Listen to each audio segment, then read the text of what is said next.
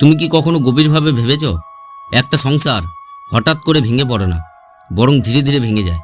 বাইরে থেকে সব কিছু ঠিকঠাক দেখলেও ভিতরে ভিতরে জমতে থাকে অশান্তি, অভিমান আর অবিশ্বাস। আর একসময় সেই ছোট ছোট ফাটলই বড় ধ্বংস ডেকে আনে। এই কঠিন সত্যটাই বহু আগে সতর্ক করে গিয়েছে প্রাচীন গ্রন্থ গরুর পুরাণ, যেখানে মানুষের চরিত্রে এমন কিছু দিক তুলে ধরা হয়েছে যা অজান্তেই একটি সুখী সংসারকে ধ্বংসের দিকে ঠেলে দেয়। আজ তুমি সেই গভীর সত্যগুলো জানবে, কিন্তু শুধু শোনার জন্য নয়, নিজেকে বদলানোর জন্য। কারণ এই ভিডিও শেষে তুমি বুঝতে পারবে আসল সমস্যা অন্য কেউ নয়, বরং কোথাও না কোথাও তুমি নিজেই। তুমি খেয়াল করো, যে নারী কখনো নিজের জীবনে সন্তুষ্ট থাকতে শেখেনি, তার মনে সবসময় একটা অদ্ভুত শূন্যতা কাজ করে। সে যতই পায় ততই আরও বেশি চায়। আজ একটা জিনিস তো কাল আর একটা জিনিস, তার চাহিদা শেষ নাই। কিন্তু এই চাহিদা শুধু টাকা বা জিনিসের জন্য নয়, সম্মান, স্ট্যাটাস, অন্যদের মতো জীবন, সব কিছুর প্রতি এক ধরনের অস্থির লোভ তৈরি হয়। আর এই লোভই ধীরে ধীরে তার মনে অশান্তি বাড়ায়। সে নিজের সংসারে ভালো দিকগুলো দেখতে পায় না, বরং সবসময় খুঁজে বেড়ায় কী নেয়। আর যখন যা আছে তার মূল্য বোঝা বন্ধ হয়ে যায়, তখন যা নেয় সেই অভাবটাই সংসারে সুখকে গ্রাস করে। তুমি যদি প্রতিদিন নিজের জীবনকে অন্যের সাথে তুলনা করো, তাহলে তুমি কখনোই শান্তি পাবে না। আর এই অশান্ত মনটাই একসময় পুরো সংসারকে অস্থির করে তুলবে। একটা সম্পর্ক শুধু ভালোবাসার উপর দাঁড়িয়ে থাকে না। ভালোবাসা সময়ের সাথে বদলাতে পারে, কিন্তু সম্মান, এটাই হলো সেই শক্ত ভিত্তি যা সম্পর্ককে ধরে রাখে। কিন্তু যখন একজন নারী তার স্বামীকে ছোট করতে শুরু করে, তার সিদ্ধান্তকে তুচ্ছ করে, কথায় কথায় অপমান করে, তখন সেই ভবিষ্যৎটা ভেঙে যেতে শুরু করে। তুমি ভেবে দেখো, প্রতিদিন যদি কেউ তোমাকে অবজ্ঞা করে, তোমার কথা না শোনে, তোমাকে গুরুত্ব না দেয়, তাহলে তুমি কি সেই সম্পর্কের মধ্যে থাকতে চাইবে? ঠিক একইভাবে একজন পুরুষ ধীরে ধীরে মানসিকভাবে দূরে সরে যেতে শুরু করে। আর এই দূরত্ব একদিন এমন জায়গায় পৌঁছায় যেখানে ফিরে আসা আর সম্ভব হয় না। আবার অন্যদিকে একটা সংসার টিকে থাকে বিশ্বাসের উপর। এই বিশ্বাসটাই হলো সেই অদৃশ্য বন্ধন যা দুজন মানুষকে একসাথে রাখে। কিন্তু যখন একজন নারী নিজের ঘরের গোপন কথা বাইরে বলতে শুরু করে, বন্ধুদের কাছে, আত্মীয়দের কাছে, তখন সেই বিশ্বাসটা ভেঙে যায়। ছোটোখাটো ঝগড়া, ব্যক্তিগত সমস্যা, স্বামীর দুর্বলতা, এইসব যখন বাইরে চলে যায়, তখন সম্পর্কের মধ্যে নিরাপত্তা বলে কিছু থাকে না।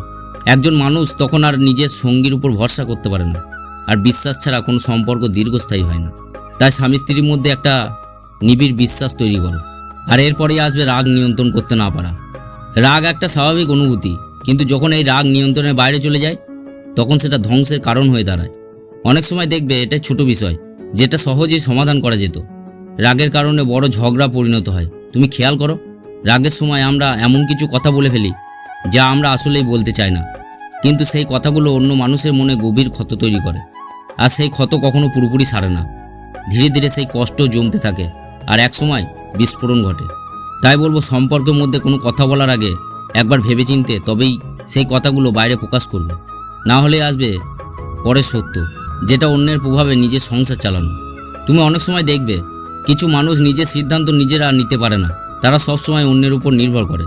বন্ধু কী বলছে, আত্মীয় কী বলছে, প্রতিবেশী কী বলছে, আর এইভাবেই ধীরে ধীরে নিজের সংসারের নিয়ন্ত্রণ অন্যের হাতে তুলে দেয়।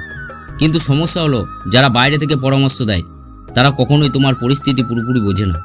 তারা শুধু তাদের দৃষ্টিভঙ্গি থেকে কথা বলে। আর সেই ভুল পরামর্শ যদি তুমি অন্ধকারে অনুসরণ করো, তাহলে তোমার সম্পর্ক ক্ষতিগ্রস্ত হবেই।